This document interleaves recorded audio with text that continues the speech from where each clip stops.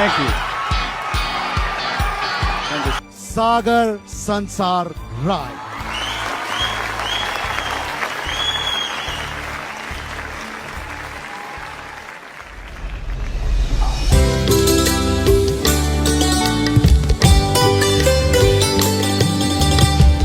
चाँदी माथिको स्वर्ण तिम्रो मुहारको कान्ति चाँदी माथिको स्वर्ण तिम्रो मुहारको कान्ति उसै त राम्री छौ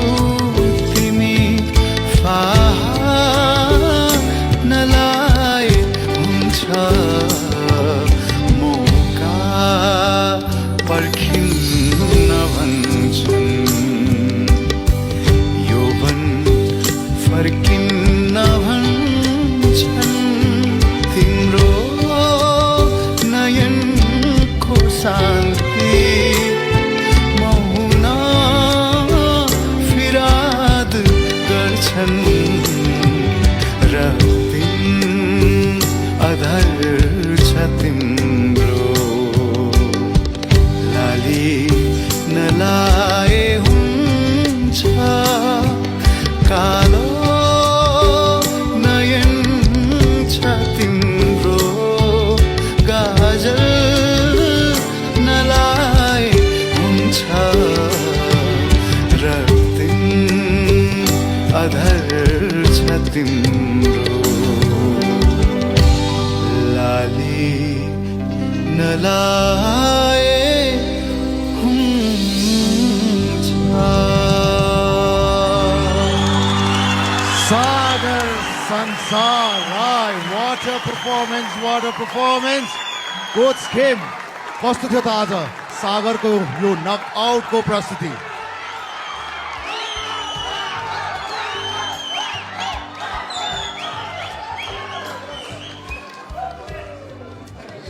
कोच प्रमोद, हल्ला धेरै आइरहेको छ। म कोच खेमलाई एकैछिन मैले रोकेँ यार। कोच प्रमोद, कस्तो थियो आज सागरको यो प्रस्तुति? आदरणीय फतेमान राज भण्डारीज्यूको गीत गाउनलाई धेरै कठिन हुन्छ। उहाँको गीतमा उहाँको घाँटी जसरी चलेको हुन्छ, लाइफमा मैले एकचोटि सँगै प्रोग्राम गर्ने अवसर पाएँ र धेरै कुरा सिक्न पाएको क्षण सम्झिन्छु। धेरै कठिन हुन्छ यो गीत र यो गीतका हरेक शब्दहरू फेरि शब्दहरूमा पनि प्रयोग छ र त्यो सबै टाइमिङ वाइज यो सानो सानो कामहरू अझै त्यो लो पार्टमा अझै मलाई चाहिँ हाफ स्केल अझै चढिदिएको भए त्यो लो पार्ट अझै खुल्थ्यो कि जस्तो लाग्छ। यदि हाफ स्केल बढाएर गाउनु भएको भए त्यो लो पार्टमा अझै काम छ, अझै क्लियर सुनिन्छ। तर सागरले एकदम मिठो गाउनु भएको छ, मेहनत गरेर गाउनु भएको छ। कोच खेम कतिको चित्त बुझेको छ आज?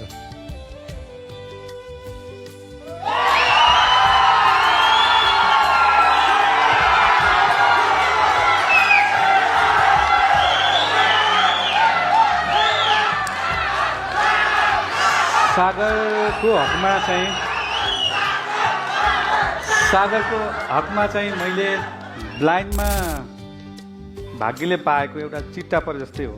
सुरमा स्थिरता भएको, भावमा स्पष्ट भएको, गीतमा राम्रो समझ भएको कलाकार हो सागर।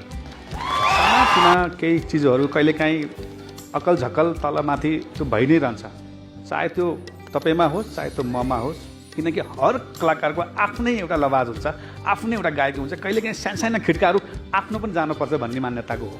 त्यो हिसाबले मजाले के अरे चाहिँ सागरले निभाउनु भएको छ। एक एक बारमा एक हरकतहरू, एक सुरहरू, एक के अरे चाहिँ टाइमिङहरू पर्फेक्ट नै गाउनु भएको छ सागर। यो हकमा म एकदमै खुसी छु। समग्रमा आजको पर्फर्मेन्सलाई हेर्दा चाहिँ त्यो लाजवाब नै थियो, एकदमै खुसी छु। र अर्को कुरा व्यक्तित्वको कुरा गरौँ भने सागर अलिकति हाँस्न जान्नुहुन्न होइन, तर उनले चाहिँ आफ्नो त्यो घमण्ड छ नि, घमण्ड एउटा हुन्छ नि, हरेक मान्छेमा आफ्नै किसिमको घमण्ड हुन्छ। सानो यति पर्सेन्ट त हरेक मान्छेमा हुन्छ अरे के घमण्ड। यस्तो भारी आवाज, यस्तो गरुङ्गो आवाज, यस्तो कलाकारिता हुँदै पनि, यति सङ्घर्ष गर्दा पनि, सङ्गीतमा यति नजिक हुँदा पनि उनको घमण्ड 0 हो, तर उनको गायकी 0 नै हो। बधाई छ। Thank you Sagar, thank you so much. Coach Khem अब के हुन्छ त? सागरको यात्रा अगाडि बढ्छ, यहीँ टुङ्गिन्छ वा सम्भवतः भन्दै रेड जोनमा जान्छ? निर्णय सम्पूर्ण यहाँको।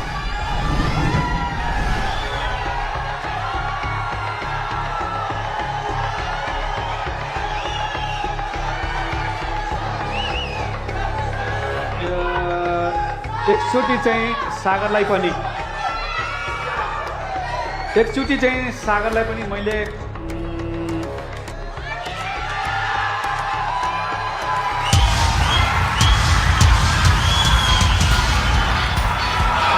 Thank you.